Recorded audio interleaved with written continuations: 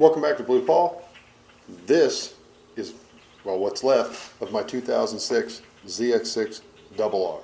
It's the 600cc homologation version for the 2006 ZX6R. I wanted to kind of introduce the bike before I completely tore it apart and explain what we're going to do with it. As you can see, this bike is pretty well torn apart. Look at all these spider webs all over this thing. I'm ashamed to say this thing's been in my possession for a while. This thing looks like a barn find.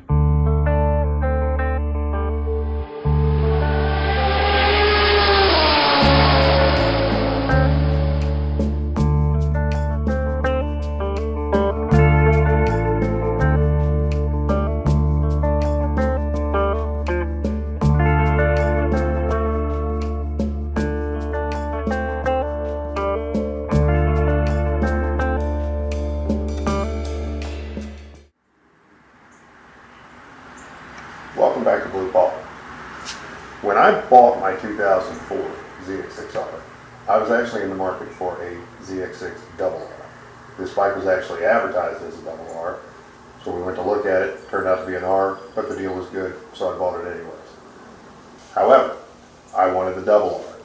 So when an opportunity came along for me to get a 2006 RR, I jumped on it. Now, this bike came with a lot of goodies. It looks great. You've seen some photos I've ran out here so far.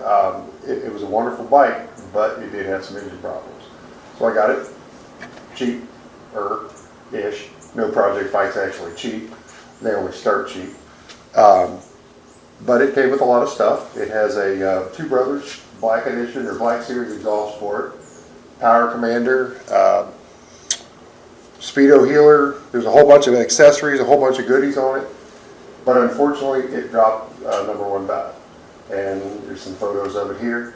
Obviously, you can tell that there is some damage to the engine, to the head, probably the jug set. Going to pull those off, send those off to Millennium Technologies, let them work their magic on them, get them back on the bike. If they're too far gone, I'll have to get a new head and a new jug set for them. But I want to keep everything. I want to get it back to a 600 or a 599. I don't want to swap it over to a 636.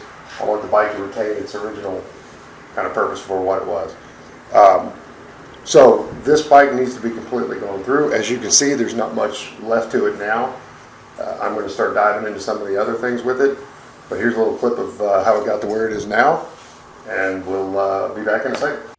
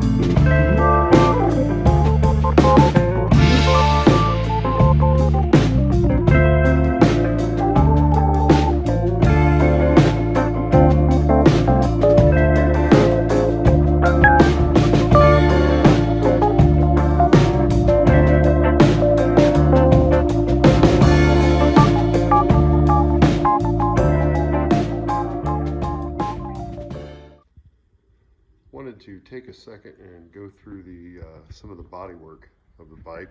So I figured we start with the fuel tank and the front fuel tank plastics. Tank's in good shape. It's all original paint. It's got a few chips in it here and there with a little bit of surface rust, but nothing drastic. As you can see, it's in good shape. A little bit of area around the filler neck there. Nothing horrible. Needs a little TLC, but as you can see, the tail section's in really good shape. So that's a bonus. A little bit of a scuff here on the side, but nothing drastic. All the mounts, everything that should be there is there. So that's good. Show you the bottom here as well. It's in 100% complete. All the tabs are in place. Everything's there. Of course, being a double R, it did come with its factory rear seat cowl, which is nice. The side fairings are, one of them's in good shape. The right side's in good shape. There's nothing wrong with it. It's complete. All the tabs are in place. Everything's good to go on it. The left side fairing has an area right here where you can see I actually drilled it out to keep the cracks from getting any bigger. But that's an area that was hit by the no-cut frame slider, which is funny. You can see right here on this frame slider, it actually bent it backwards. So that actually damaged the fairing by pushing it back. If you look right here on my 07, if you see that little groove right there, sorry to try not to shake the camera, sorry. You see that little groove right there that's ground out? That's what I had to put on it for a no cut, or to put on the quote unquote cut frame sliders. That was it, that's all I had to do. I would rather have that little groove any day of the week over having to fix my fairing when my no cut frame slider crashes into it after the bike accidentally goes down. It's not in bad shape other than that. That's a simple fix.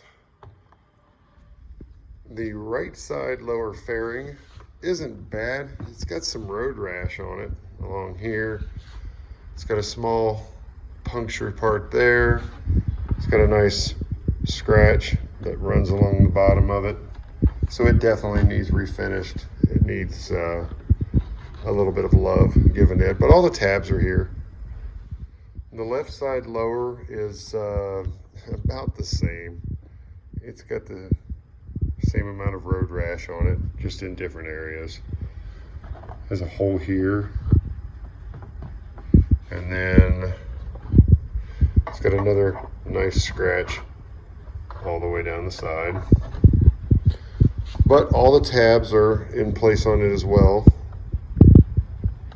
other than being incredibly dirty. The front fender's fine. Nothing going on here. Which brings us to the front piece, which has some road rash here, some road rash here. Clearly it's been plasti dipped in this inside area here to try and, I don't know if that was done to cover up some crash damage. We'll find out. Probably, most likely, I'm assuming, from this nice gouge here. It's got a nice crack that runs up through here and all the way up to the bolt hole. And that's been somewhat glued together on the back side. It's also missing the lower corner over here. Some road rash up here. And this is the back side of it, which is awesome. So that's going to need to be cleaned up. But that's the front nose piece. So, and with the cost of those, I can guarantee you we'll probably be fixing that one. And then If I can get a new one, that'd be great, but I know I can get a new one, but if I could find a decent used one, that would be awesome. Seeing how everything needs to be painted anyways, it doesn't matter what color it is, but without breaking the bank, that would be awesome. I think this bike deserves that. The seats are in actually pretty good shape too. This one's got a little bit of sun damage on it. Obviously it needs cleaned. The rear passenger seat is, as you can see, decent shape. And then last but not least, the windshield. It also came with a zero gravity windscreen, but it is cracked here. I think it's cracked. Is it more of a scratch? No, it's cracked. Yeah, that's cracked. And then it's missing part of the tab here. So it's not perfect. Probably have to get a new one of those, but it also came with that. The next thing is to completely tear this down, start acquiring the parts, and start getting everything we need in order to build this back up.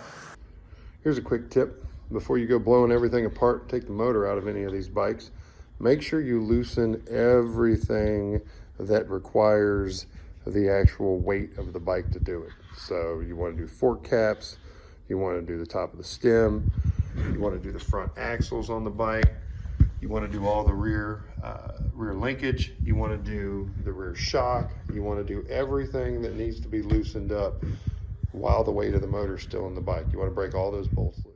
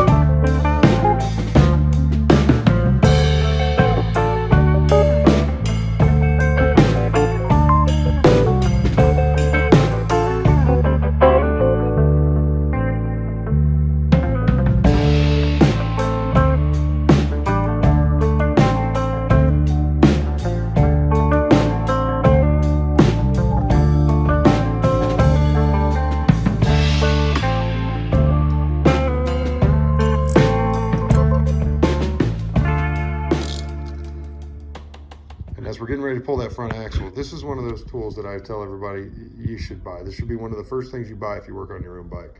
This is a front axle tool from Motion Pro. Part number from Motion Pro is 080397. Western Power Sports is 570397.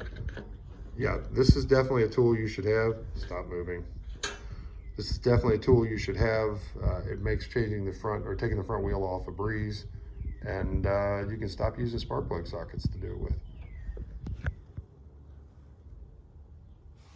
So as I was saying, this is super simple to use. 22 millimeters, the size for a Kawasaki.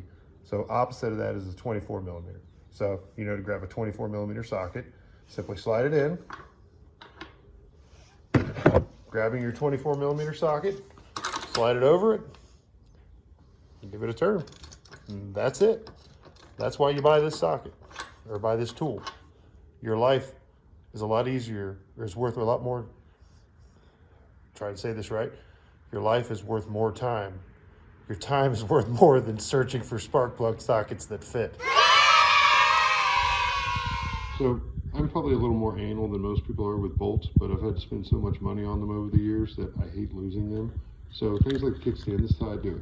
I take a small little bag like this, and I'll throw the parts in them so you know exactly what we got. So these are my kickstand bolts. And then I use several of these different, I guess, totes, storage bins, whatever they are. This is all the extra parts that came with the bike that weren't on it whenever I got it. And just various things. And I keep all of these things. That wasn't very graceful. Let's try that again. I keep all of these things in here. And that way everything's stored. And close the lid. Everything's marked. A couple things I mark on the outside, but at the end of the day, everything's marked specific for that bike. I almost forgot to throw the chunks of valve in here too, because So on the next video, this bike should be completely blown apart and the engine will be out of it. We'll be going through the engine to see what we need, pulling everything apart and making a good assessment of whether or not Millennium can fix it, which I'm pretty sure they can, or whether or not we need to get a new head. Hopefully we don't have to get a new head. They're not cheap. And it's not like you can find these things, they don't grow on trees. So either way, thanks for watching. I'll see you next time.